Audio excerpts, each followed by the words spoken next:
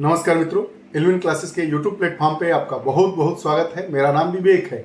आज हम लोग वर्ष भर के उत्तर प्रदेश के करेंट अफेयर्स की कक्षा लेकर प्रस्तुत हुए हैं। यह रिवीजन कक्षा है। इसमें उत्तर प्रदेश से संबंधित जितने करेंट अफेयर्स के वर्ष भर के महत्वपूर्ण परीक्षापयोगी तथ्य होंगे उनको शामिल किया गया है। यकीन मानिए ये कक्षा आपके लिए बहुत ही मददगार साबित होगी, चाहे यूपी पीसीएस की परीक्षा हो, आरओ की परीक्षा हो और उत्तर प्रदेश के द्वारा जो भी परीक्षाएं आयोजित की जाएंगी इस वर्ष, उसके लिए यह समान रूप से उपयोगी है।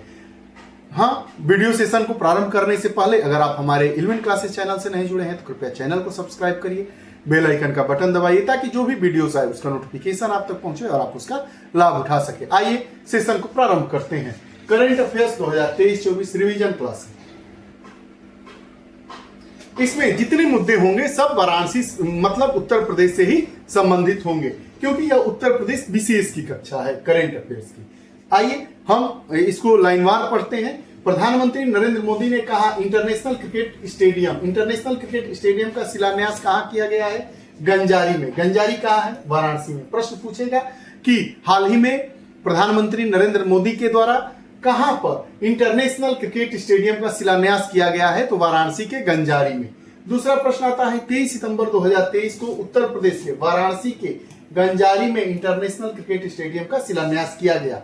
यह इसके बारे में बताया जा रहा है, यह बीसीसीआई द्वारा राज्यों में बनाया जा रहा पहला स्टेडियम है। निश्चित तौर पर पूछा जाएगा क्योंकि भारतीय क्रिकेट कंट्रोल बोर्ड के द्वारा बनाया गया यह पहला स्टेडियम है जो उत्तर प्रदेश में के गंजारी में वाराणसी जिले के अंतर्गत जो आता है उसमें बनाया जा रहा है।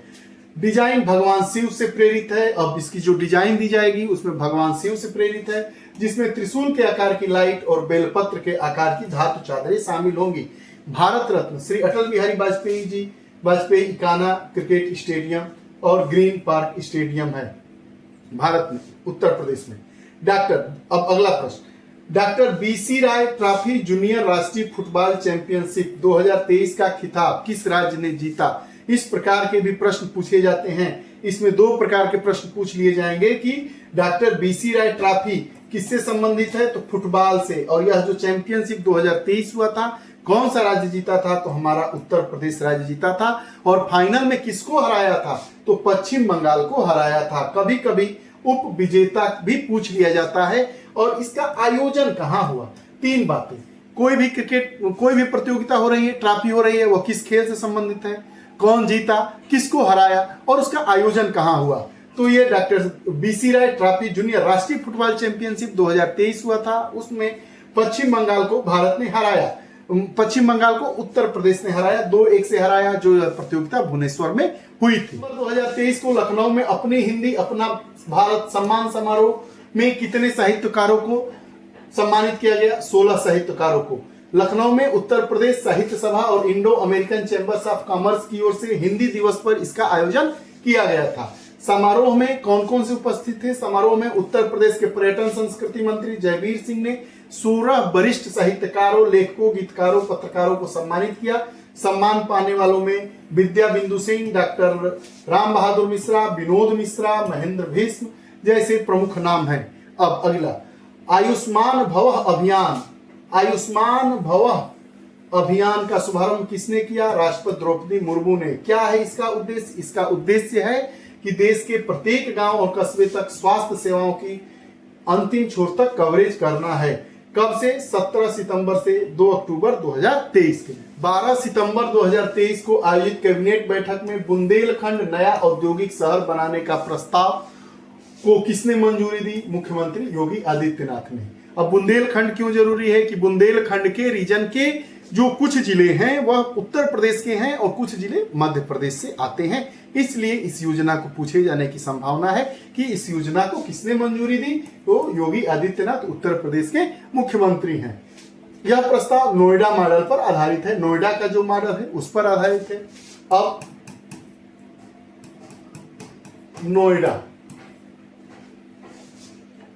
नोएडा का फुल फॉर्म आप लोग बताइएगा। उद्देश्य क्या है? क्षेत्र में औद्योगिक विकास को बढ़ावा देना और स्थानीय लोगों के लिए रोजगार के अवसर प्रदान करना। मुख्यमंत्री योगी आदित्यनाथ ने खेल दिवस के अवसर पर, खेल दिवस कब मनाया जाता है आप बताइए? मेजर ध्यानचंद म्यूजियम का लोकार्पण कहाँ हुआ है? मेजर ध्यानचंद म्यूजियम का लोकार्पण खेल दिवस के अवसर पर मुख्यमंत्री योगी के द्वारा झांसी में किया गया। याद रखिएगा, मेजर ध्यानचंद म्यूजियम कहां पर? झांसी में। 11 जून को 24 को मनाया जाने वाला पहला अंतर्राष्ट्रीय खेल दिवस 29 अगस्त 1905। अब देखिए आगे, खेलो 11 जून 2024 को मनाया जाने वाला पहला अंतर्राष्ट्रीय खेल दिवस है। पहला अंतर्राष्ट्रीय खेल दिवस की बात करेगा तो 11 जून 2024 और 29 अगस्त 1905, 29 अगस्त को भी खेल दिवस मनाया जाता है। अब आइए आगे बात करते हैं। खेलो इंडिया महिला जूडो लीग 2023 में लखनऊ ने कितने पदक जीते?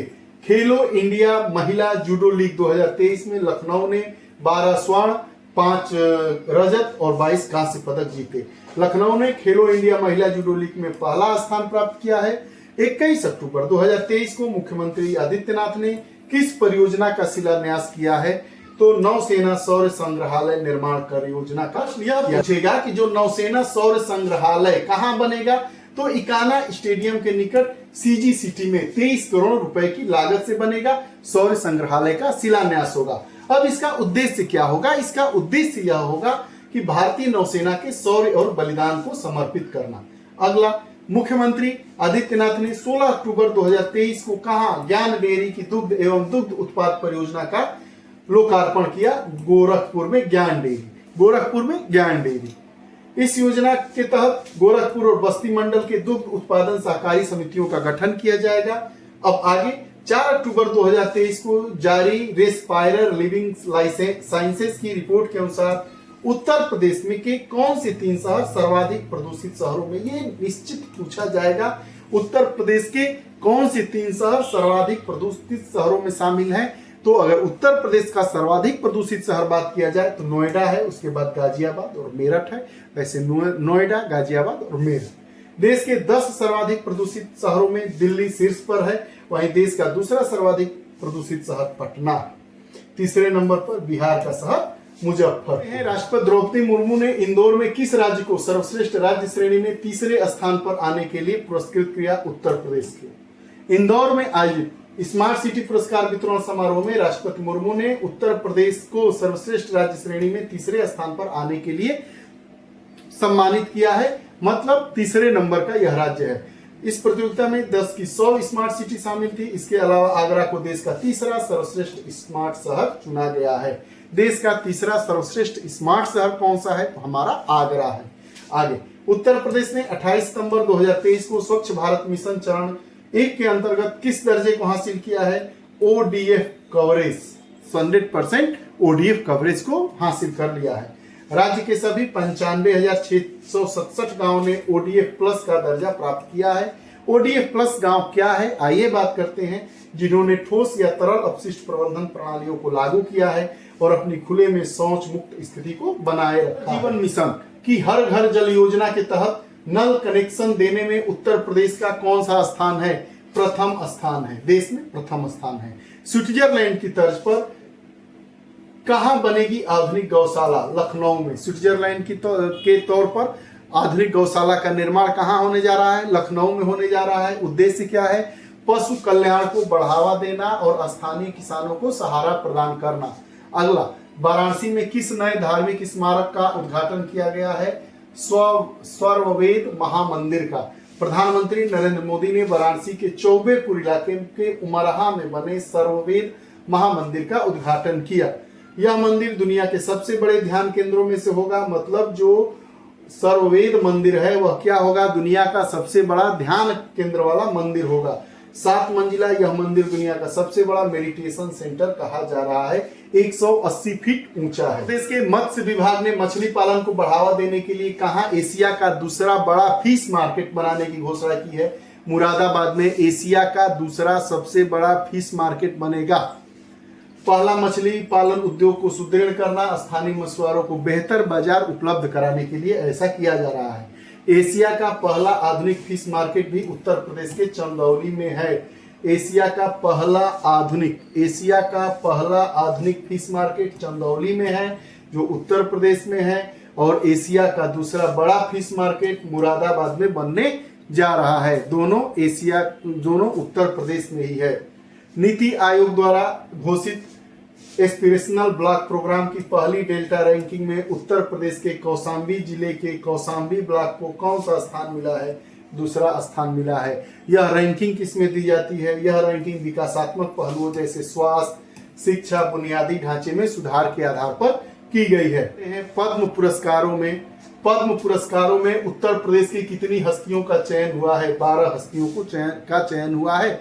गणतंत्र दिवस की पूर्व संध्या अर्थात 25 जनवरी को वर्ष 2024 के पद्म पुरस्कारों की घोषणा हुई। पद्मश्री अवार्ड के लिए प्रदेश की 12 हस्तियां हैं। कला के क्षेत्र में सुरेंद्र मोहन मिश्र हैं, जिनको मरणोपरांत मिलेगा। खलील अहमद हैं, गोदावरी सिंह हैं, सुश्री नसीम बानो हैं, सुश्री उर्मिला श्रीवास्तव एवं बाबूराव यादव हैं। शिक्षा एवं साहित्य के क्षेत्र में किसको मिलेगा पद्मश्री? राजा राम जैन और नवजीवन रस्तोगी को। दवा के क्षेत्र में राधा कृष्ण सिद्धांत को, राधेश्याम पारीख को मिलेगा। विज्ञान इंजीनियरिंग के क्षेत्र में रामचेत चौधरी को मिलेगा और खेल के क्षेत्र में गौरव खन्ना को यह पुरस्कार मिलेगा।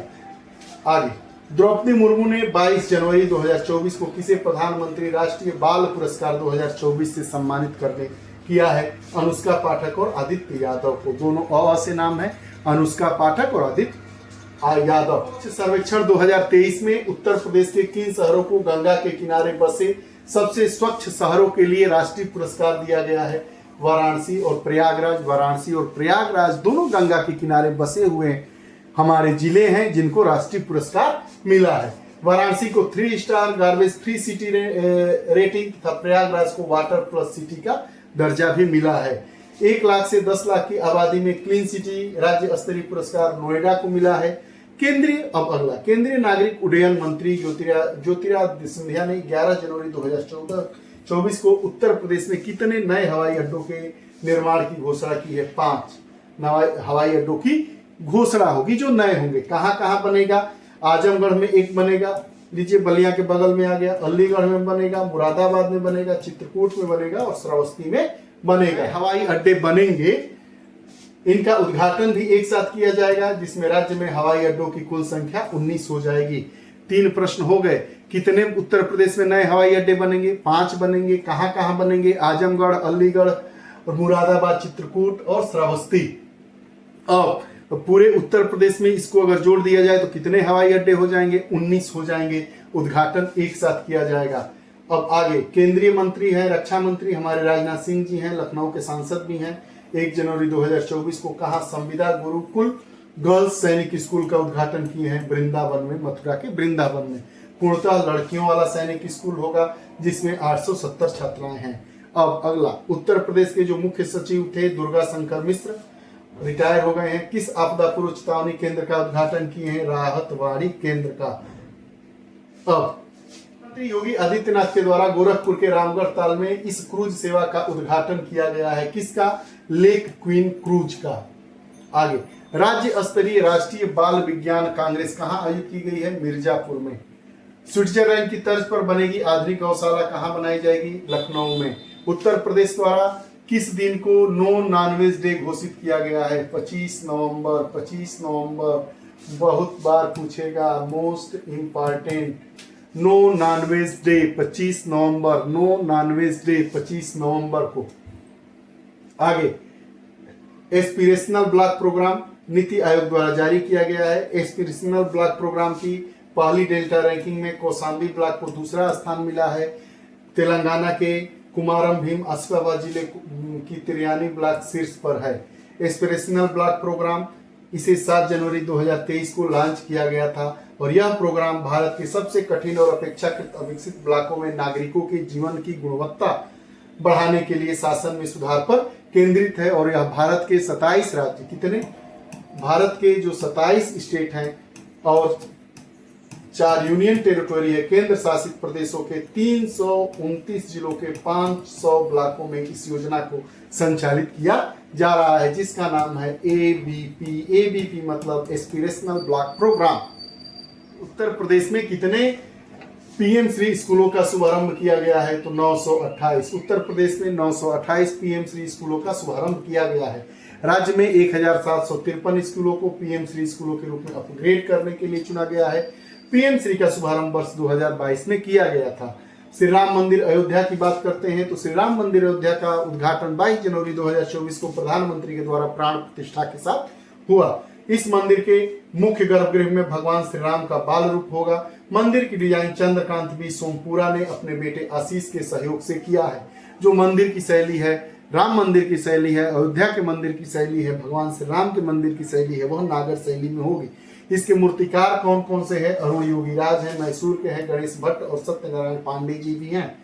इसकी लंबाई 380 फीट होगी, चौड़ाई 250 फीट और ऊंचाई 161 फीट है। 392 स्तंभ और 44 दरवाजे हैं। बारे में भगवान राम के मंदिर के बारे में बात करते हैं। मंदिर का मुख्य प्रवेश द्वार पूर्वी दिशा में स्थित है, जिसे सिंह द्वार कहा जाता है, और सिंह द्वार के माध्यम से 32 सीढ़ियों पर चढ़कर पहुंचा जा सकता है। मंदिर में कुल 5 मंडप हैं। कौन कौन से? एक नृत्य मंडप, रंग मंडप, सभा मंडप, प्रार्थना मंडप, कीर्तन मंडल है। 5 मंडप, नृत्य, रंग, सभा, प्रार्थना और कीर्तन। कुल क्षेत्रफल किसका है? 70 एकड़ में है और 70% हरित क्षेत्र है। मंदिर का जो पूरा क्षेत्र है 2.77 एकड़ में है। भूमि पूजन 5 अगस्त 2020 को हुआ था। मंदिर में लोहे का कहीं भी प्रयोग नहीं किया गया है। प्रश्न पूछेगा कि जो भगवान श्री राम का मंदिर बना है, जिसमें भगवान राम की प्राण प्रतिष्ठा 22 जनवरी 2024 को हुई थी, क्या उस मंदिर में कहीं भी लोहे का प्रयोग किया गया है? तो जी नहीं, उसमें कहीं भी लोहे का प्रयोग नहीं किया गया है। सत्येंद्र दास जी श्री राम मंदिर के मुख्य पुजारी हैं। इस में उत्तर प्रदेश का कौन सा स्थान है? तीसरा। महाराष्ट्र में 17.2, भारत में 10 और उत्तर प्रदेश में 9.4 MSME हैं। मध्यम एवं कुटीर लघु उद्योग इसको हम कहते हैं। आगे, अखिल भारतीय कराटे चैंपियनशिप 2024 कहाँ आयोजन होगा? लखनऊ में। बहुआयामी गरीबी से उबरने में उत्तर प्रदेश अग्रणी राज्य है। नीति आयोग ऐसे आंकड़े जारी करता है। नीति आयोग के अनुसार 9 वर्षों में उत्तर प्रदेश में 5.94 करोड़ लोग बहुआयामी गरीबी से बाहर निकले हैं। इनमें से 3.43 करोड़ लोग पिछले 5 वर्षों में हो रही गरीबी से बाहर निकले हैं। बिहार की बात की जाए तो बिहार में 3.77 करोड़ और मध्य प्रदेश में 2.30 करोड़ लोग बाहर निकले हैं। अब अगला प्रश्न आता है कि 5 करोड़ आयुष्मान कार्ड बनाने वाला देश का पहला राज्य हमारा उत्तर प्रदेश है। 5 करोड़ आयुष्मान कार्ड बनाने वाला देश का पहला राज्य कौन सा है? उत्तर प्रदेश है। पूछा जाएगा कि उत्तर प्रदेश सरकार ने किस वर्ष तक की बात कर रहा है, मक्का उत्पादन को दुगना करने का लक्ष्य रखा है? 2027। इस प्रकार के भी प्रश्न पूछे जाते हैं। करंट के अगर एग्रीकल्चर से प्रश्न पूछे जाए पीसीएस में, तो प्रश्न पूछा जाएगा कि उत्तर प्रदेश सरकार ने मक्का उत्पादन को किस वर्ष तक दुगना करने का लक्ष्य रखा है? तो अगले 3 वर्ष में, अर्थात 2027 तक। कन्या सुमंगला योजना के तहत कितना अनुदान कर दिया गया है? 1500 रुपए से बढ़ाकर 15,000 रुपए से बढ़ाकर 25,000 रुपए वार्षिक। उत्तर प्रदेश की महिला कल्याण विभाग द्वारा इस स्कीम को चलाया जाता है। अप्रैल 2024 से प्रति लाभार्थी को 10,000 रुपए बढ़ाकर 15,000 से 25,000 रुपए सालाना हो गया है। और कन्या सुमंगला योजना की शुरुआत 2019 में की गई थी, जो बेटियों की शिक्षा को बढ़ावा देने के लिए चलाया गया है। अब आगे, उत्तर प्रदेश का पहला DNA बैंक कहाँ खोला गया है? बनारस के हिंदू विश्वविद्यालय में। बनारस हिंदू विश्वविद्यालय में DNA बैंक उत्तर भारत का। उत्तर प्रदेश मेट्रो ने आगरा के जामा मस्जिद भूमिगत स्टेशन का नाम बदलकर क्या कर दिया? Mankameshwar metro station. आगरा के जामा मस्जिद का जो भूमिगत रेलवे स्टेशन था मेट्रो, उसका नाम क्या रख दिया गया है? मनकामेश्वर मेट्रो। श्री कल्की धाम मंदिर के बारे में हम बात कर रहे हैं। श्री कल्की धाम मंदिर पीएम नरेंद्र मोदी द्वारा यूपी के संभल जिले में श्री कल्की धाम मंदिर का शिलान्यास किया जाएगा। इसका जो निर्माण होगा कल्की धाम निर्माण ट्रस्ट द्वारा किया जा रहा है। मंदिर में 10 गर्भगृह होंगे, जहां भगवान के सभी 10 अवतार विराजमान होंगे। अब यूपी सरकार द्वारा ग्रीन हाइड्रोजन नीति के तहत 2028 तक सालाना कितनी ग्रीन हाइड्रोजन उत्पादन का लक्ष्य रखा गया है? 1 million metric tonne. UP police द्वारा अपराध की रोकथाम और जांच के लिए डिजिटल किस प्लेटफॉर्म को लॉन्च किया गया है? त्रिनेत्र ऐप 2.0 को लॉन्च किया गया है। अगर हम बात करें ट्रेस डिटेक्शन, मौखिक संकेतों, ऑडियो इनपुट और चेहरे की पहचान, दक्षिण एशिया की सबसे बड़ी गोला बारूद सुविधा कहां शुरू की गई है? कानपुर में। अदानी डिफेंस एंड एरोस्पेस द्वारा कानपुर में गोला बारूद और मिसाइल के उत्पादन के लिए समर्पित 2 सुविधाएं शुरू की गई हैं। युवा योजना का संबंध किससे है? तो युवा उद्यमियों के सशक्तिकरण के लिए है।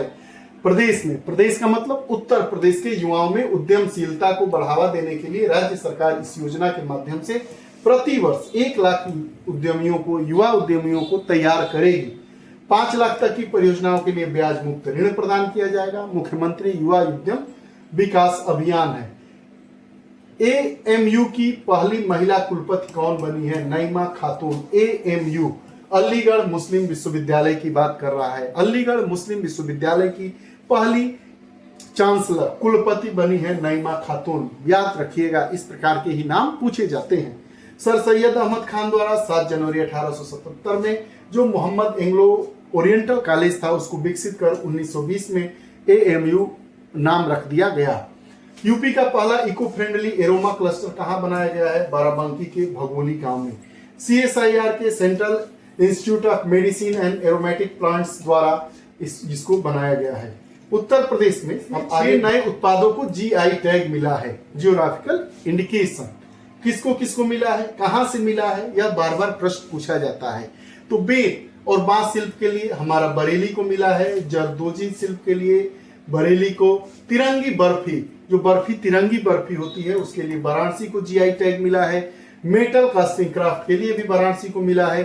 थारू कढ़ाई के लिए लखीमपुर खीरी को मिला है। और हैंड ब्लॉक प्रिंट टेक्सटाइल के लिए पिलखुआ हापुड़ को मिला है। ये इसमें से जरूर प्रश्न पूछेगा, निश्चित तौर पर याद करिएगा।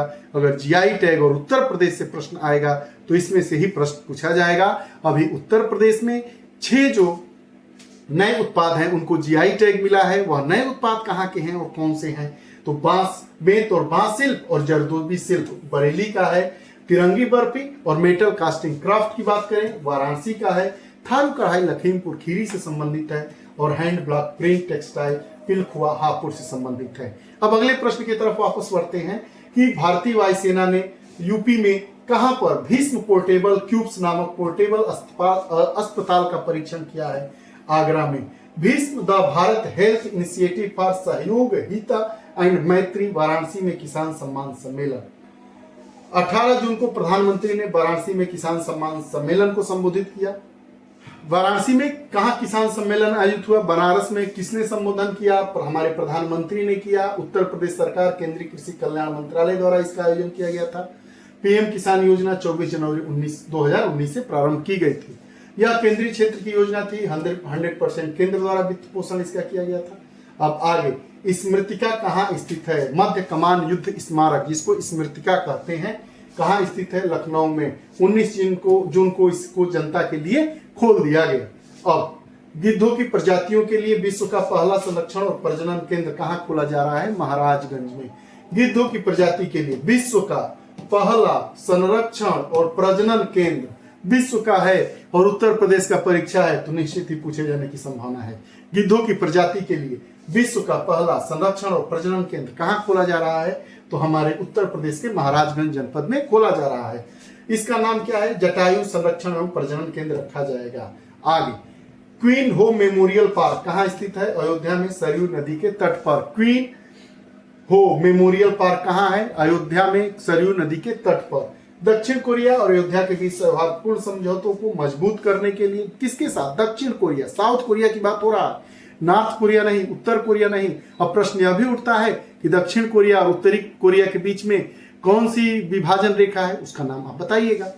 तो जो यह जटायु संरक्षण एवं प्रजनन केंद्र की बात खत्म हो गई। क्वीन हो मेमोरियल पार्क यह दक्षिण कोरिया और अयोध्या के बीच के मैत्री संबंधों को मजबूत बनाने के लिए खोला जा रहा है। पेड़ बचाओ जन अभियान कहाँ चालू किया गया है? 2024 में लखनऊ के अकबर नगर से। अकबर नगर बहुत चर्चा में था। क्यों चर्चा में था? इस पर वीडियो है, आप देखिएगा। 20 जुलाई को योगी आदित्यनाथ ने सीएम लखनऊ के अकबर नगर के हरिशंकरी के पौधों को लगाकर इसकी शुरुआत की है। 36.5 करोड़ पौधे लगाने का यह अभियान प्रधानमंत्री ने के एक पेड़ माँ के नाम पहल के अनुरूप है, मतलब एक पेड़ अपने माँ के नाम। उत्तर प्रदेश आम महोत्सव 2024 के बारे में बात करते हैं। 12 से 14 जुलाई के मध्य लखनऊ के अवध शिल्पग्राम में सीएम योगी आदित्यनाथ के द्वारा इसका उद्घाटन किया गया। इसके दौरान हमारे मुख्यमंत्री ने घोषणा की कि यूपी, जापान और मलेशिया को 40 टन आम का निर्यात करेगा। राज्य की पहली एकीकृत हरित सड़क कहाँ निर्माण किया जा रहा है? मेरठ में। मुख्यमंत्री हरित सड़क अवसंरचना विकास योजना के तहत निर्मित की जा रही है। यह परियोजना 2.15 किलोमीटर लंबी है और जून 2026 तक इसके पूर्ण होने की उम्मीद है। मुख्यमंत्री युवा उद्यमी विकास योजना की बात करते हैं। यह योजना क्या है? तो इस योजना के तहत सरकार युवा उद्यमियों को ब्याज मुक्त ऋण उपलब्ध कराएगी। प्रतिवर्ष 1 लाख युवाओं को बैंकों से ऋण दिलाकर वित्तीय अनुदान दिया जाएगा। अब साथ में इससे संबंधित मुख्यमंत्री युवा उद्यमी विकास योजना से संबंधित बात कर लें कि राज्य में एमएसएमई को इकाइयों की स्थापना एवं प्रोत्साहन हेतु 1000 करोड़ रुपए का बजट आवंटित किया गया है। और सौर वर्तमान में उत्तर प्रदेश सौर ऊर्जा उत्पादन में कौन से स्थान पर है? 5वें। उत्तर प्रदेश के जो ऊर्जा मंत्री हैं जानते ही हैं, AK शर्मा हैं, ने बताया कि राज्य में कुल 3840 मेगावाट क्षमता के सौर ऊर्जा पार्क स्थापित किए जा रहे हैं, जिनमें से 528 मेगावाट बिजली का उत्पादन प्रारंभ हो चुका है। यूपी वर्तमान में राजस्थान, गुजरात, आंध्र प्रदेश और मध्य प्रदेश के बाद सौर ऊर्जा उत्पादक के स्थान पर 5वें स्थान पर है। अगर प्रश्न यह पूछा जाता है कि सौर ऊर्जा उत्पादन में देश का प्रथम राज्य कौन सा है, तो हम राजस्थान की बात करेंगे। द्वितीय राज्य गुजरात, तृतीय आंध्र, चौथा मध्य प्रदेश और 5वां उत्तर प्रदेश का नाम इसमें शुमार है। ISO प्रमाणन की बात करते हैं तो ISO प्रमाण प्राप्त करने वाला राज्य का पहला कमिश्नरेट नोएडा होगा।